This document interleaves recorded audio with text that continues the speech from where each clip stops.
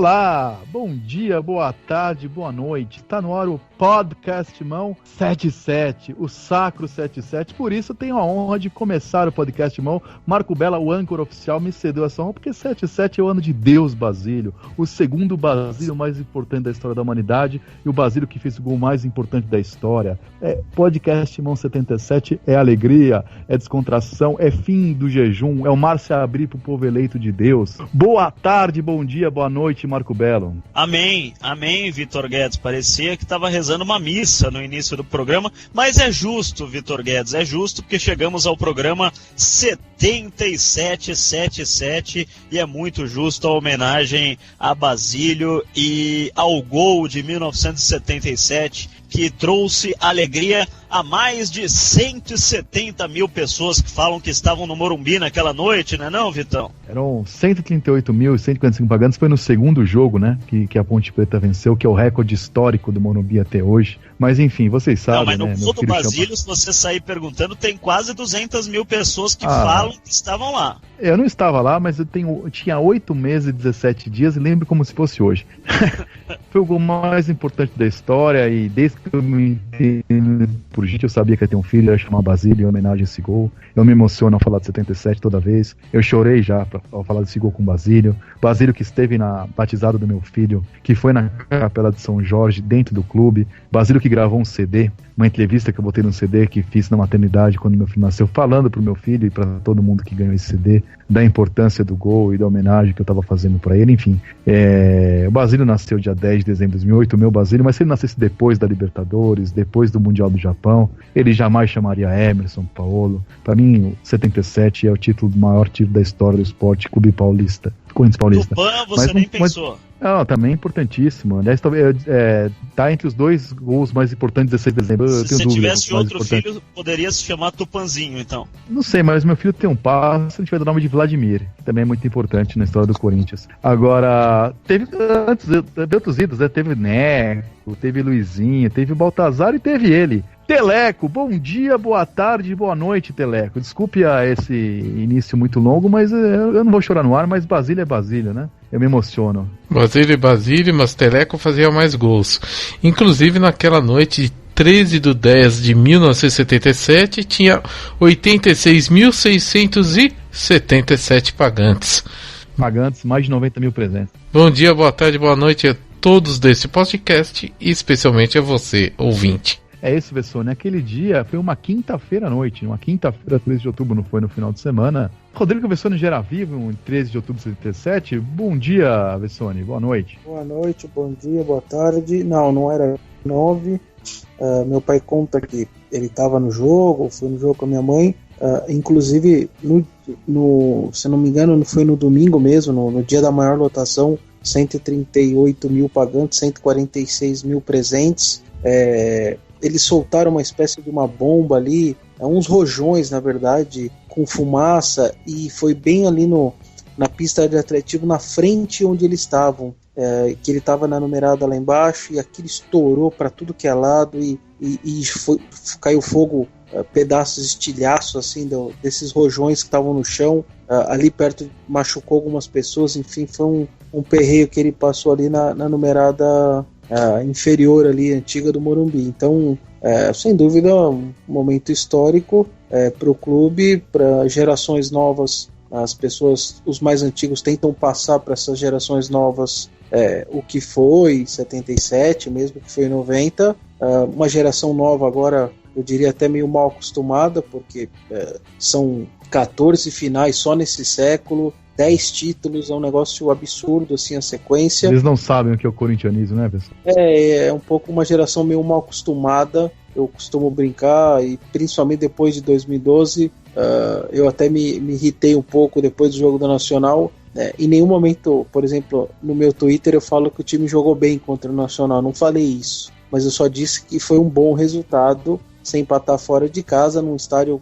Eu estava lá, enfim, foi uma pressão lascada, jogar naquele estádio pequeno, e empatar fora de casa nunca vai ser um mau resultado em mata-mata. Tanto que o Corinthians, até o site oficial colocou hoje, 80% dos mata-matas que empatou ou ganhou, ele passou de fase. Se você pegar o contrário, quando perdeu o primeiro jogo, praticamente nunca conseguiu reverter. Então essa é a importância do empate. E aí já veio, mas tinha que ter jogado melhor, tinha que ter ganhado o jogo, dava para ganhar, esse time é lixo, o adversário é o lixo, daria para ganhar. Enfim, um pouco de soberba aí. É um corintiano bem mal acostumado, realmente, depois de todas as conquistas, diferente daquele que comemorava 2 paulistas aí por década, por exemplo, e comemorava como se fosse a última coisa, e hoje em dia qualquer vitória em paulista, etc., não se dá tanto valor.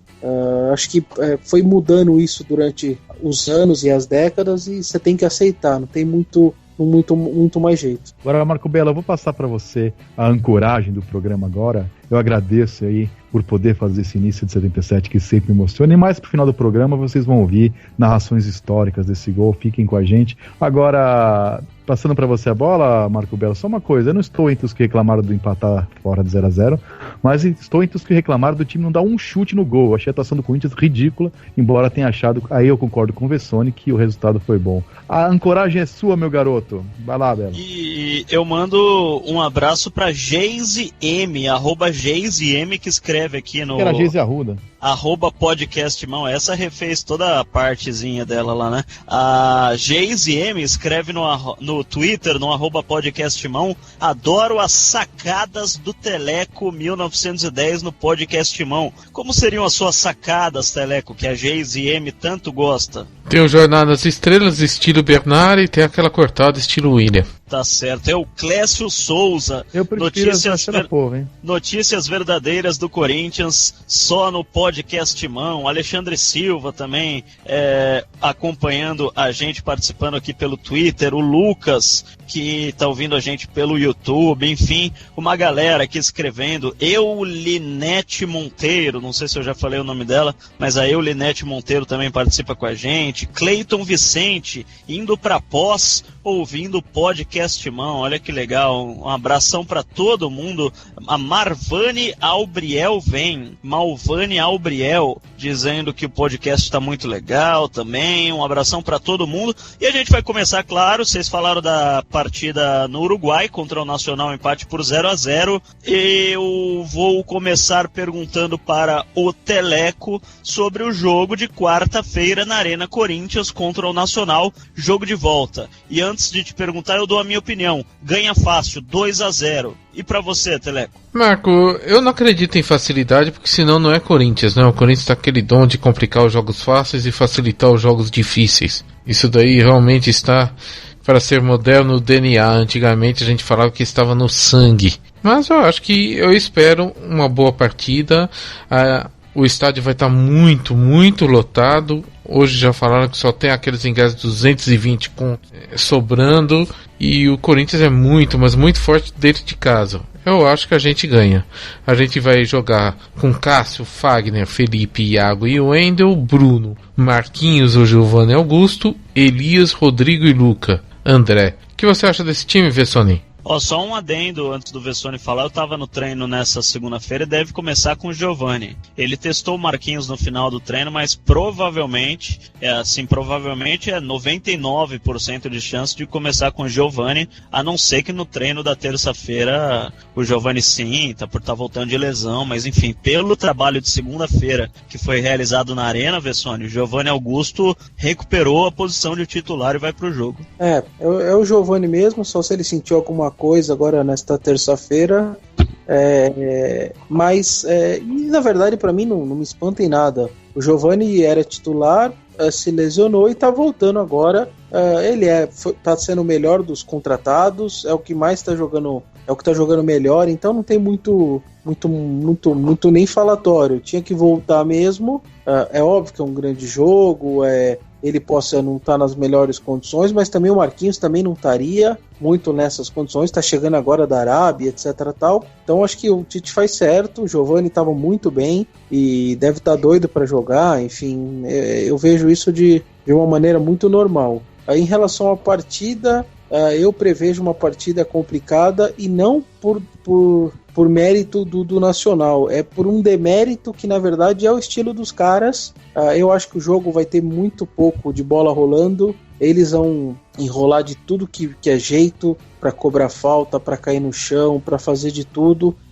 Pode pegar aí depois a estatística de bola rolando aí após o jogo, se der aí, a FIFA pede 60 minutos, se der 45, 50, olha lá, vai ser uma bênção, porque eu acredito que não vai ter jogo direito, e é o que o estilo dos caras, é o limite do Nacional. O Nacional não é nenhum grande time absurdamente assim tecnicamente, mas sempre o Uruguai faz jogo difícil, o uruguaio marca muito bem, eles sabem como jogar esse tipo de competição, é aquela coisa que a gente já viu várias e várias vezes.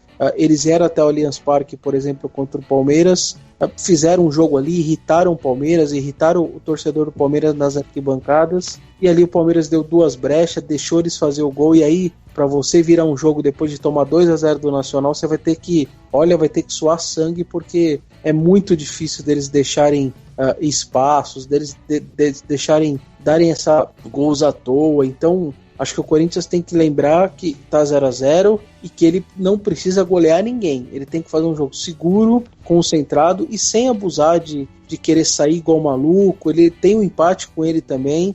Né, é ruim, vai pros pênaltis, não tinha que ir, porque até pelo histórico... O Vessone tá brincando, né? O Vessone tá brincando, né? Agora ele tá brincando. Eu só tô dizendo que o time não pode se desesperar e sair que nem um maluco. O pênalti a gente não sabe bater pênalti. O empate é nacional.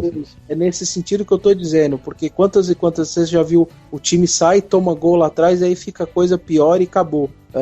Então acho que é não perder a cabeça, tanto com essa catimba que vai rolar, eles vão deixar cotovelo, é o tempo inteiro assim, lá no Uruguai vai ser assim, e eu acredito num jogo mais parelho, eu acredito num 2-1 pro Corinthians, o que eu só não sei a ordem desses gols, porque uma coisa é fazer 2-0 e no final tomar um ali e acabar 2-1 e você classificar, outra coisa é você tomar um e ter que virar, é um jogo completamente mais doido, enfim, é óbvio, mais emocionante e a felicidade termina igual, mas eu vejo um 2-1, mas eu só não sei de verdade a ordem desses gols, mas pode ter certeza o corintiano. Se for fácil, se for goleada, se for tranquilo, eu me surpreenderia muito. Eu tenho quase que certeza que vai ser um parto na arena esse jogo contra o Nacional. Volto a falar 2-0 fácil, Vitor Guedes. Bom, em primeiro lugar, em relação à escalação que vocês falaram, eu acho que o Tite erra em manter o Iago na zaga. Se vai jogar quinta-feira ou não, o Balbuena já vinha pedindo passagem, é um problema a mais na cabeça do jogador.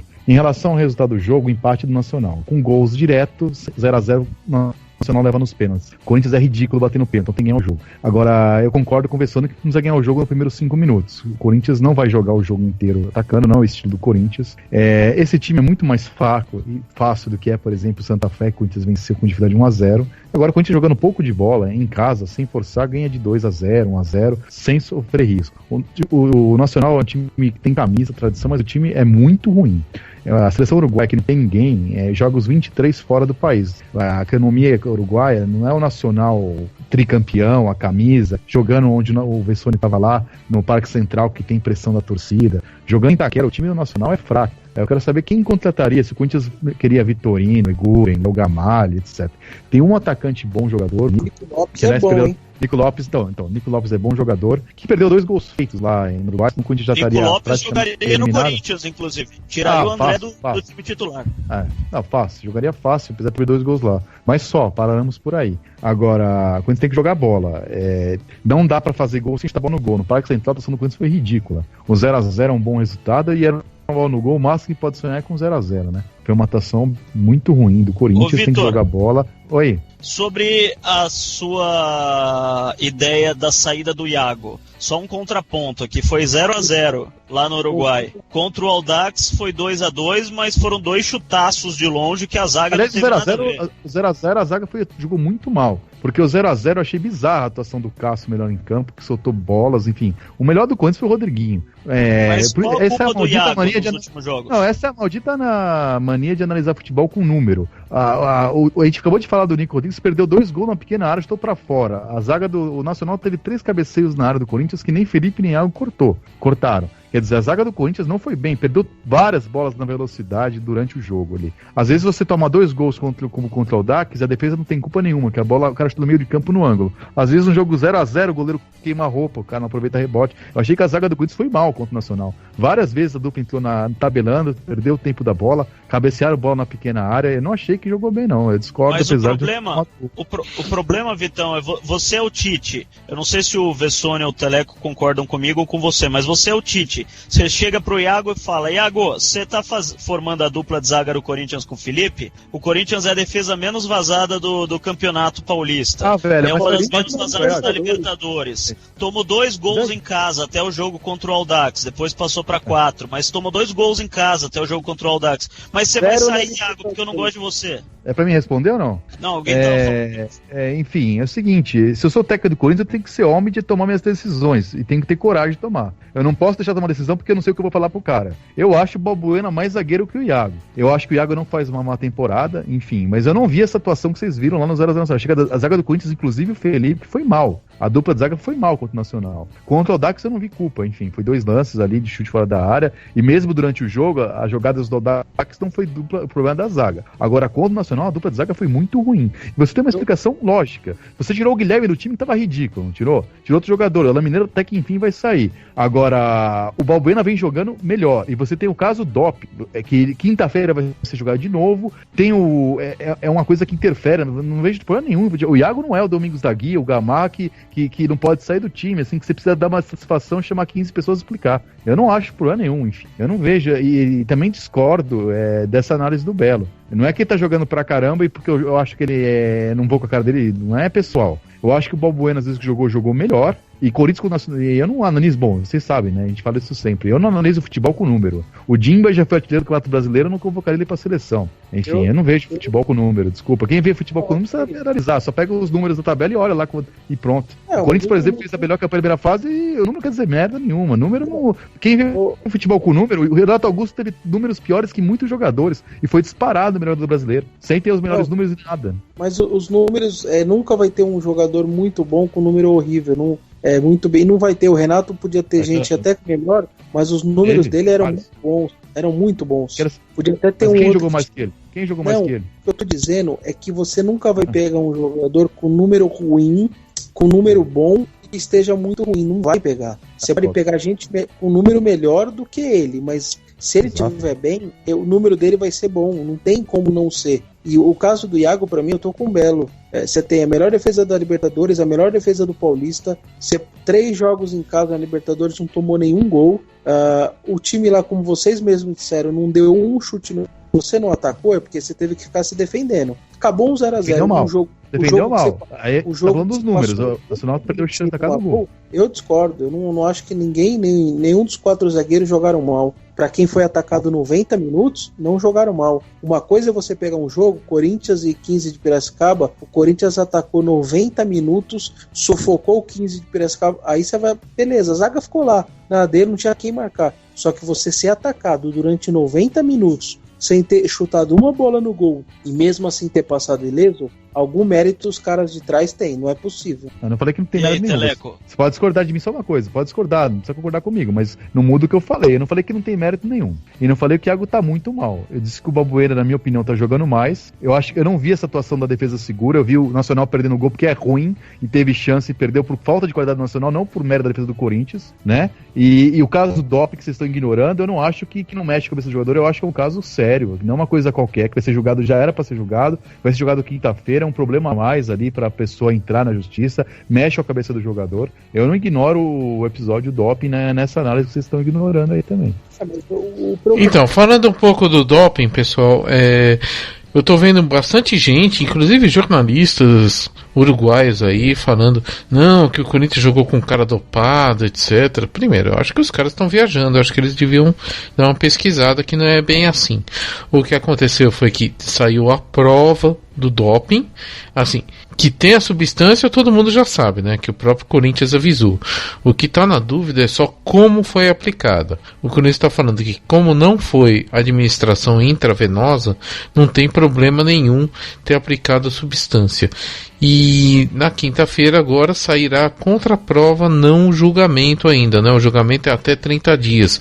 Por isso que se fala da suspensão preventiva de até 30 dias, na verdade é que o julgamento tem que ocorrer em até 30 dias, não que necessariamente ele ficará 30 dias suspenso, correto, Marco? Correto, pode ser 5 dias, 10 dias, 15 dias, depende para quando for marcado o julgamento, e o doping vai ser positivo depois da contraprova. Como não saiu a contraprova, o Nacional, dessa mesmo o Corinthians tendo admitido, o jogador não tem doping. Quando sair a contraprova, daí se o resultado da contraprova saísse na segunda-feira, mesmo se o Iago não tivesse sido suspenso preventivamente, eu, se sou diretor do Corinthians, tiro ele. Porque daí saiu a contraprova, ele usou o doping. Isso já está provado pela contraprova. Eu não escalaria o Iago se o resultado saísse na segunda. Como sai na quinta, para mim, eu respeito a opinião do Vitão, mas eu acho que tem que escalar o jogador. Se vai tirar o jogador porque ele vai ser julgado no futuro, igual um cara que vai ser julgado por algum problema extracampo, enfim, pelo STJD, você tira o cara 30 dias antes, porque ele não tá com a cabeça, espera o julgamento, pô. Quando o cara for julgado, se for suspenso, daí o Balbuena vai ter um mês aí pra jogar e pra conquistar a vaga de titular, mas eu acho que até lá tem que continuar com o Iago, respeitando a opinião contrária do Vitão. Não, duas coisas. Não tem problema nenhum, gente, discordar, tá tudo tranquilo. Eu só quero deixar clara a minha posição, que não é só isso. Eu acho que o Balbuena mais jogador tem jogado melhor. Isso é uma coisa a mais que eu levo em consideração. Mas eu concordo com o Belo, só por isso eu não tiraria. São vários fatores, enfim. Não, ok, duas coisas só em relação a isso. A primeira, em relação ao Iago, essa preocupação do Vitão acho que é legítima, só que se a gente estivesse gravando o podcast da segunda passada, eu concordaria mais com ela. Ou seja, anuncia no sábado à noite, a gente gravou na segunda e o primeiro jogo é quarta-feira. Eu tenderia a concordar mais com o Vitão. Como ele já jogou quarta, na minha visão jogou tranquilo ali, não teve grandes problemas, eu não vejo motivo nenhum de na outra quarta, com o assunto já está acontecendo, ele já falou sobre isso, e o assunto é o mesmo de quarta passada, então eu não vejo muito problema. Pode falhar 20 vezes a quarta-feira, que para mim não vai ser isso que vai, porque quarta passada ele se comportou bem.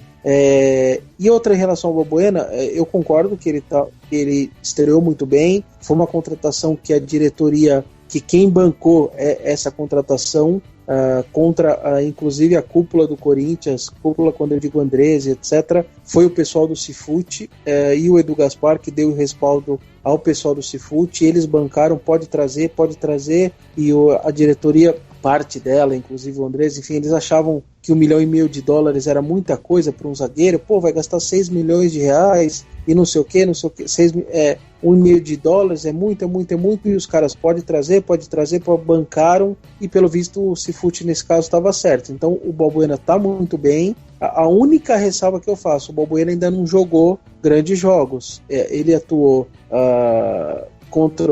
na Libertadores só contra o Cobressal, e no Paulista ele não pegou sequer clássicos. Então é essa a única ressalva. O Iago falou na Vila Belmiro também, né? O Iago pegou e falhou feio na Vila Belmiro. Foi esse o problema? Sim, pegou todos os outros jogos. Então a única ressalva, 3.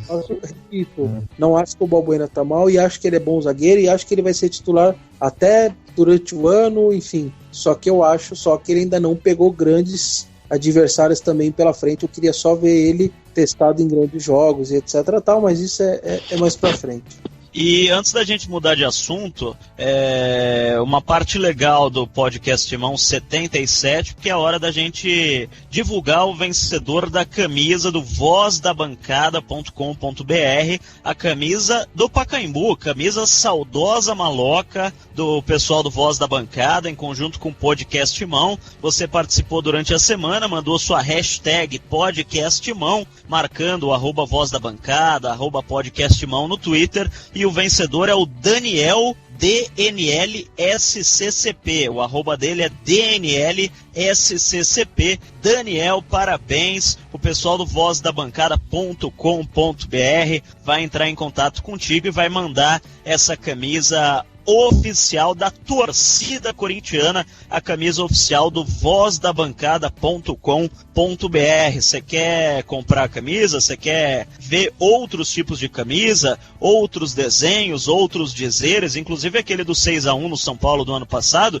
Entra lá no site vozdabancada.com.br. Um abração para todo mundo do site Voz da Bancada, parceiraços aqui do Podcast Mão, e parabéns ao Daniel. Vamos falar de um assunto que tem mas muita gente perguntando no Twitter agora. A gente já falou um pouquinho do jogo, no final a gente vai passar os palpites, apesar de eu já ter falado meu, o Vessone já ter falado dele, mas a gente repete no final os palpites dos 4 pro jogo. Mas antes disso, a gente tem que falar desse escândalo na base, né, Vessone? Foi revelado aí pelos grandes portais, pelo Lance, pelo Globo Esporte, o UOL, a Folha de São Paulo, na reportagem da Camila Matoso, enfim, e é um escândalo, porque ainda eu acho que vai ter novos capítulos, que mexeu principalmente com a politicagem do clube, né, com aqueles corredores internos do Parque São Jorge, com os bastidores do Corinthians. Tem muita gente se coçando por causa desse escândalo, Vessone. Se você pudesse, então, primeiro explicar para quem, eu acho que a grande maioria dos nossos ouvintes já ficou sabendo e sabe do que a gente está falando, mas se alguém por acaso estava, sei lá, em algum outro mundo nessa semana e não ficou sabendo do que eu estou falando, explica rapidamente, Rodrigo Vessone, sobre o que é esse escândalo da base do Corinthians, e depois já emenda o que você acha que pode acontecer ou pode não acontecer com as pessoas envolvidas. Belo, é um caso complicado, que remete talvez a um problema que já existe há muito tempo, a gente nunca teve comprovação de nada. É um garoto da categoria de base, o empresário, de acordo com esse empresário, ele pagou para um diretor da base do Corinthians, para que esse diretor fizesse com que ele fosse até o empresário dele, tentou vendê-lo também para times dos Estados Unidos, que num primeiro momento não aceitavam porque não tinha o papel timbrado com a assinatura do presidente, e aí houve uma pressão. Há uma possibilidade até desse papel timbrado ter sido vendido, não só dado pelo clube também, e aí o empresário alega isso, que ele foi enganado por esse ex-diretor da base, que no primeiro momento teria pedido demissão para outras atividades, etc. E depois se descobriu que, na verdade, ele foi mandado embora por todo esse bastidor aí sujo que internamente já se sabia, mas que coube à imprensa aí divulgar, e agora a coisa está fervendo. Acho que o Teleco pode até falar um pouco mais também, você também, sobre isso. O que eu penso é que isso não pode ficar em branco. Assim como o São Paulo, por exemplo, até falam que exageraram muito, até não com o Aidar, mas com outro, né, que expulsaram o Ataíde, que expulsaram os dois, que a régua na minha visão até a régua do Aidar não pode ser a mesma do Ataíde, porque um só tentou proteger o clube, por mais que ele agrediu, etc., e o outro estava tentando, de acordo com essas investigações, estragar financeiramente o clube, enfim. Então, assim, o que eu acho é que assim como o São Paulo não deixou isso quieto e foi até o final, o Corinthians não pode deixar isso quieto e precisa ir até o final, até para dar uma satisfação para a sua torcida. Então eu espero que agora o caso está com o jurídico, e que o Roberto também, que todo mundo, até onde todo mundo sabe, também é um cara muito certo nesse tipo de coisa. Ele que tome as providências, independentemente do que acontecer lá internamente, eleição, grupo político. Acho que nessa hora aí a torcida merece, acho que, esse respeito de ter uma consequência, porque isso não pode vir a acontecer desse jeito e nada acontecer. E aí, Teleco? Só para dar nome aos bois, né? O Fábio Barroso, que se demitiu repentinamente, ninguém entendeu direito por que ele se demitiu, e a gente já sabe o porquê, né? Foi estranho. O conselheiro é o Manuel Evangelista, que é o mané da carne, né? Que ele tinha primeiro um açougue, depois ele vendia carne no atacado.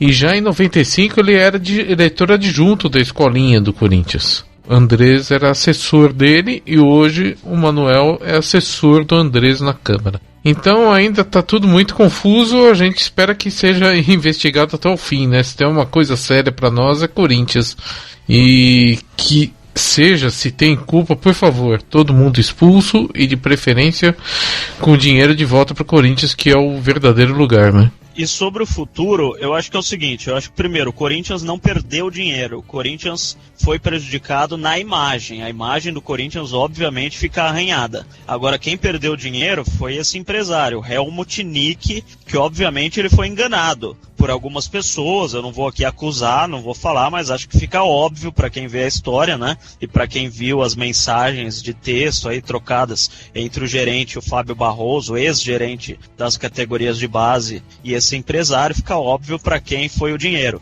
Mas esse Helmut Nick diz que pagou $100 mil, $60 mil para ter 20% dos direitos do garoto da base, o Alisson, e mais $50 mil para representar o Corinthians nos Estados Unidos. No final ele não representou o Corinthians nos Estados Unidos e não ficou com a porcentagem do garoto. O contrato era inválido até porque ele tinha menos de 16 anos. Então quem perdeu dinheiro foi esse cara, foi esse empresário. O Corinthians não perdeu dinheiro, para mim, na minha visão. O Corinthians é vítima porque a imagem do clube foi prejudicada. E a comissão de sindicância que o diretor jurídico do Corinthians disse que vai montar tem que ir atrás dessas pessoas, até porque esse empresário vai cobrar o Corinthians. É muito mais fácil se de repente você vai esses hipermercados gigantes que tem nas grandes avenidas aí do Brasil, do mundo, enfim, e um caixa pega R$10 da tua carteira e some com esses R$10 da tua carteira, é mais fácil você processar o caixa ou o mercado? É muito mais fácil você achar o mercado. O caixa ou qualquer pessoa de dentro do mercado que pegou esses R$10 pode sumir, mudar de endereço, mudar para outro lugar, o mercado vai estar sempre lá. Então o norte-americano aí que pagou os $100 mil, é mais fácil ele processar o Corinthians ou ele processar as pessoas? É óbvio que ele vai para cima do clube. Então acho que o clube precisa se proteger quanto a isso e precisa ir atrás dos caras que arranharam, obviamente, a imagem do clube. Agora, que o clube perdeu dinheiro, não perdeu. Isso aí, quem perdeu dinheiro foi esse panaca aí que achou que estava comprando a porcentagem. O cara é piloto de avião e quer ser empresário também de jogador de futebol. Daí é brincadeira, né, Vitão? Não dá, né? Enfim, mas é um caso, de qualquer forma, eu tô com você. Eu não sei se financeiramente ou não, mas há uma clara perca Corinthians, perda institucional, de nome, enfim, e não sei se também não é financeiro ou não. Eu acho que tem que investigar até o final. Corinthians é uma entidade gigante de milhões de pessoas, não é um feudo de um grupo político, de empresários, enfim. Há muito tempo a gente vê coisas no futebol de base, de jogador, de empresário, coisas que a gente não vê, não tem como provar, mas é estranho que o clube apareça jogador sempre do mesmo empresário, enfim, transações complicadas. Desde que o futebol é futebol, a categoria de base é um lugar onde acontecem as principais picaretagens no futebol, né? Até porque não tem imprensa, porque tem pouca gente. Exatamente isso. Tem um pedaço, enfim, eu acho que qualquer investigação é pouco e tem que ficar em cima. É uma área muito sensível de um clube. O Corinthians é o maior campeão da história da Copa São Paulo, não revela quase ninguém, ou revela e troca para o jogador ficar no banco. Tem umas coisas que acontecem, ou sobe jogador com 5% do clube, 90% de empresário. Enfim, ainda que não seja picaretagem, roubo, a má administração. Agora, quando é picaretagem mesmo, aí não tem perdão, né? Tem que punir, expulsar, enfim. Tô com o Vessone, se for chegar até a expulsão, que chegue, que puna. E que não fique naquela coisa interna, né? O Corinthians não é entrar em Parque São Jorge entre amores. O Corinthians é do seu povo, da sua torcida, enfim. Nós estamos falando de 77 hoje. A imagem do Corinthians é aquele cara ajoelhado no campo, passando aquilo. É muito mais Corinthians que meia dúzia de dirigente. Então, que a explicação venha a público e que se puna os responsáveis, se assim for. E só para finalizar esse assunto, eu até publiquei nessa segunda-feira uma coluna a respeito disso. Esse episódio deixou clara uma briga que está tendo faz tempo. O Vessone também já deve ter ouvido falar bastante sobre isso. A gente ouve falar, mas briga é briga. Eu posso brigar com o Vitão, isso não interessa para ninguém, né? Até que essa briga se torne pública ou que remeta a alguma coisa que interfira na vida das pessoas. Daí a gente é obrigado a falar. 2 dirigentes do Corinthians estão claramente brigados, e cada um ficou de um lado dessa história, desse vazamento, dessas mensagens aí. Também cada um ficou de um lado dessas pessoas que estão envolvidas. Um deles é o Mané da Carne, que é conselheiro há muito tempo do Corinthians, enfim, uma pessoa com história no clube, e o outro é simplesmente o vice-presidente do clube, né, que é o Jorge Calil. que é um dos vice-presidentes do Roberto de Andrade, foi eleito com essa chapa.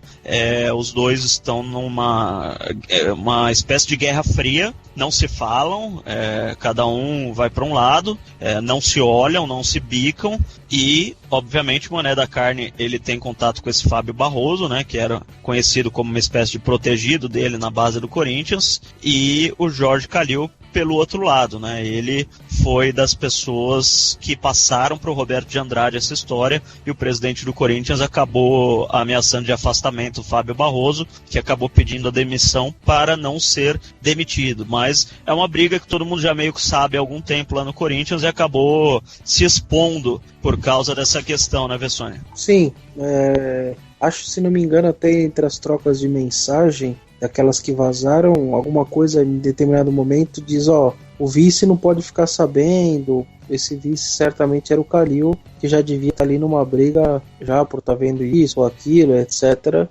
Acho que dentro de uma dessas mensagens tinha essa daí pro vice não ficar sabendo, acho que era da carta, enfim, da tentativa de alguma coisa. Enfim, acho que cabe ao Roberto, como presidente, tomar uma posição firme nisso daí, não se importar com o que vai acontecer internamente no clube, se esse daqui vai passar por outro lado, se esse daqui vai deixar o grupo que é da situação e vai ir para a oposição, não interessa. Acho que ele tem que pensar no clube, e acho que ele e vai tomar as providências. Acho que é isso que o torcedor quer agora. Agora, Vessone, a gente já deu os palpites para a partida contra o Nacional. Como é um programa especial e temos dois personagens históricos aqui com a gente no podcast Timão, um é o Teleco, grande artilheiro, e o outro é o pai do Basílio, o Pé de Anjo. Então vou repetir meu palpite: 2-0 Corinthians. Você falou 2-1, né, Vessone? 2-1, puríssimo, ou, enfim, não sei a ordem dos gols, mas 2-1. E vou me despedir de você então e deixar o Vitão e o Teleco terminarem esse programa especial. Um abraço, Vessone. Um grande abraço aí a todos. E aí voltamos na quinta-feira aí já com o resultado,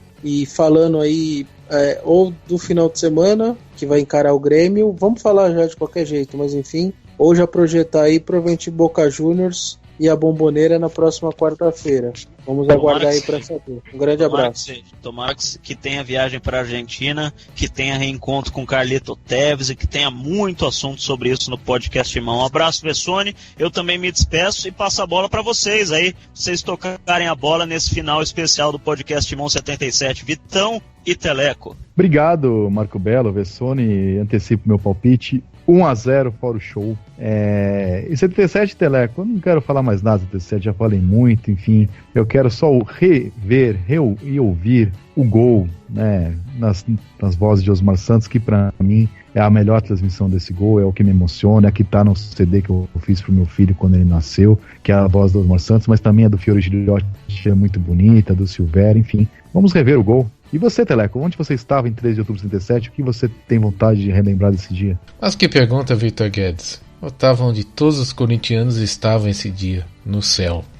Agora eu vou indo, e quem fica com vocês são Fiore Gigliotti, Luciano do Vale, José Silvério e o grande Osmar Santos. Um abraço a todos e vai, Corinthians. Cobrança de falta para a equipe do Corinthians. O grito de gol mais do que na garganta. Levantamento de Zé Maria. Olha o Vaguinho na trave. Toque de cabeça, a chance. Gol do Corinthians no Morumbi, São Paulo.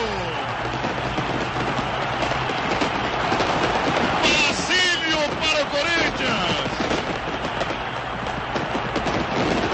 Depois de tudo que aconteceu à frente da meta ponte-pretana, cruzamento de Zé Maria, toque de cabeça de Basílio, Vaguinho, pé esquerdo na trave, Vladimir tentou de cabeça, finalmente a complementação de trás de Basílio.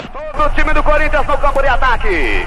5 jogadores do interior da grande área. Tomando distância, Zé Maria para a cobrança. Expectativa, correu Zé Maria, suspendeu para Basílio de cabeça, bateu mal para Romeu, entrou Vaguinho, bateu na trave, voltou para Vladimir de cabeça, voltou para Romeu, atira, gol!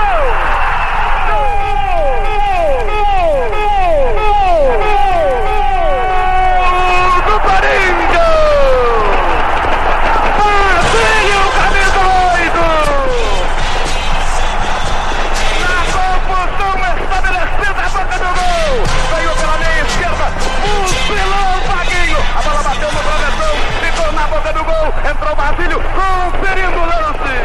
cabeceou pro fundo do gol da Ponte Preta.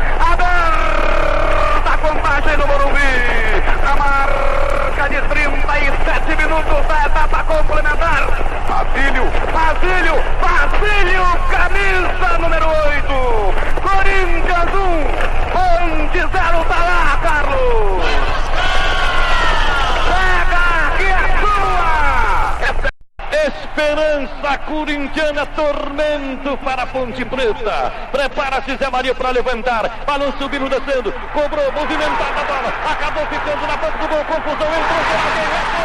Correu, Basílio.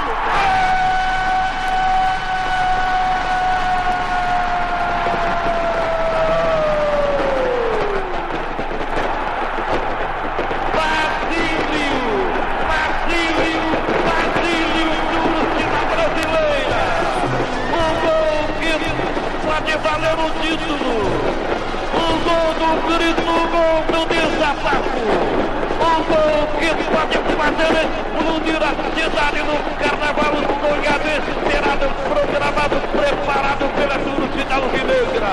Houve uma confusão tremenda, torcida brasileira. A bola chegou a bater no poste e voltou. A bola bateu na defesa e voltou. Basílio ali na boca do gol, não perdoou, castigou. Basílio para a história, torcida brasileira. Todo mundo gritando, todo mundo cantando, gente chorando, gente rindo, gente festejando. Os foguetes estouram no ar, a fumaça ofusca tudo, mas não ofusca a grande alegria da torcida corintiana. O tempo passa, 36 e 45 minutos, etapa final. Demorou, torcida brasileira. Basílio número 8. 1 para o Corinthians e 0 para a Ponte Preta. Na grande final. O gol que pode valer o sonhado campeonato. O gol que pode produzir um grande grito. Vai para a cobrança Zé Maria. E o Ducido orienta a formação da barreira ali.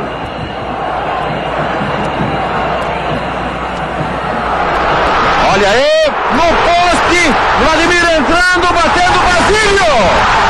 Gol do Corinthians, Basílio vai lá para o bico de córner, festejar com a Fiel. Saiu o gol na final.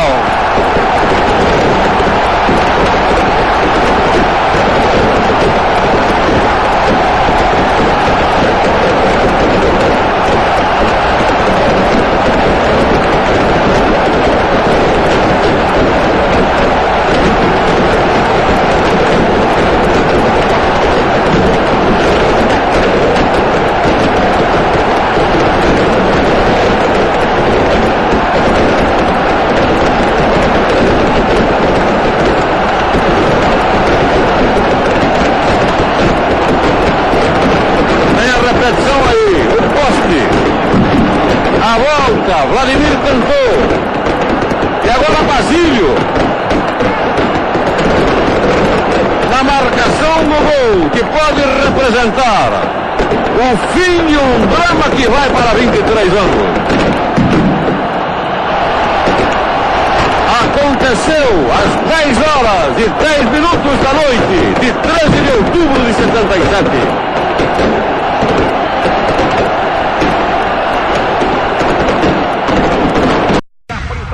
Capriça que o placar não meteu. Eu boto fé nessa cabecinha, garotão Zé Maria. Está autorizado, vai chover lá dentro da boca da botija, barreira por 2 homens. Correndo pro pedaço, Zé Maria, confusão na boca do gol. Tentou, Basílio de cabeça, tentou, vai queimar.